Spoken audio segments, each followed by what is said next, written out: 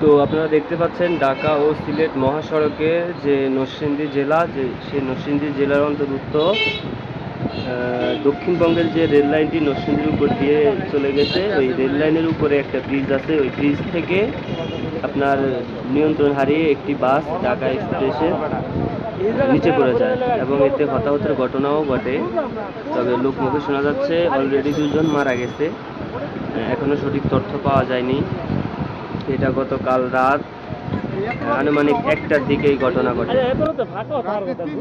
আমার মনে হয় দোস্ত আর যাই গো, আমার মনে হয় ঘুমায় আসছিল, মানে ঘুমে আমার মনে ঘুমে হচ্ছে দোস্ত, লাইন লাইন ছুটে গেছে আর যাই গো।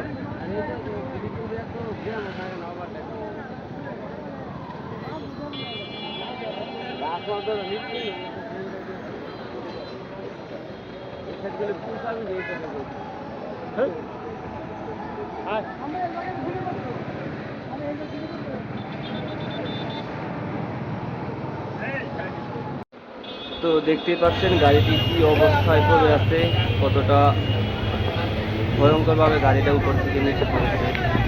এখানে হতাহতের ঘটনা আরও হতে পারত, কিন্তু আল্লাহর রহমতে এটা রাতের বেলায় হয়েছে। দিনের বেলায় এটি একটি বাইপাস সড়ক, যেহেতু এখানেও অনেক গাড়ি থাকে, অনেক মানুষ থাকে। তো রাতের বেলায় কারণে তেমন মানুষ ছিল না, তাই হয়তো এখানে কোনো হতাহতের ঘটনা ঘটেনি। তবে বাসে যারা ছিল, এই যে তাজা রক্ত, বাসে যারা ছিল তাদের ক্ষতি হয়েছে। একজন জায়গায় মারা গিয়েছে এবং আরেকজন নাকি হসপিটালে মারা গেছে এখন পর্যন্ত শুনতেছি। তো এটি মূলত আপনার ওভারটেক করতে গিয়ে হচ্ছে। তো যারা রাস্তায় গাড়ি চালান অনেক মানুষ নিয়ে, তারা অবশ্যই খুব সাবধানতার সাথে গাড়ি চালাবেন। এভাবে মানুষের প্রাণ চলে যায় এমনভাবে গাড়ি চালাবেন না।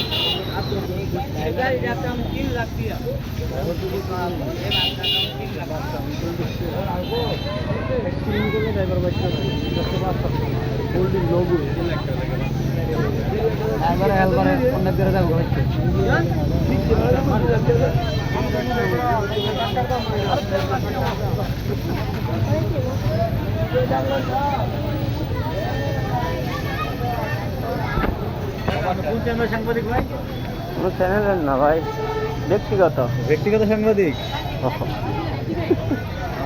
আমি সবাই বলছি এমনি আইছি দেখতে।